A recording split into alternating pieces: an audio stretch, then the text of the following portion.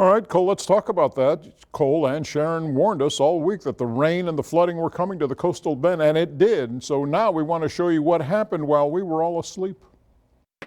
So this is what the neighbors living along Coral Reef Drive off Caribbean in Flower Bluff woke up to this morning. But some were obviously undeterred. Also in Flower Bluff, Jeff Wolda showed us how his backyard transforms into a small lake when it rains like it did. The east, everything slopes down towards my house, and anytime we get any rain at all now, it ends up in my yard, and it's a river. I mean, absolute river through my yard and my neighbor's yards. He's lived behind the Flower Bluff schools for 6 years now and told us it wasn't this bad during Hurricane Harvey. On Airline and SPID, same song, different verse. Drivers maneuvering through the rain and flooded streets. Some made it through, some didn't. And for those who didn't, a word of wisdom from someone who knows about these types of things. When you get water inside of an engine, water does not compress.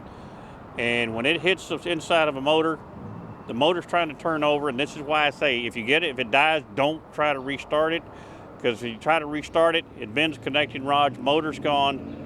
Average price $4,000 plus on a newer vehicle. Lightning strikes dotting the late night and early morning skies. Look at this video from one of our station cameras, a lightning strike followed by a power outage. A lightning strike is also being blamed for this roof damage at a home on the city's south side. Out on the island, this is what Park Road 22 looked like, underwater and dangerous. The Stripe store surrounded by high water. And the surf was definitely up. At J.P. Luby Beach, red flags warning brave souls it's best to stay out of the water.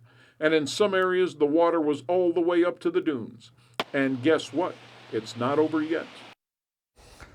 Well, we want to show you another neighborhood. This is what a Southside Corpus Christi neighborhood looked like this morning after last night's rain. This is the Crossgate subdivision off Staples between Timbergate and Lipes. These pictures sent to us by Carlos Perez, who lives there. Said it was difficult for neighbors to get to work on time, if at all, this morning. He also tells us it'll be days before this water recedes, and that can cause health hazards and mosquito infestation.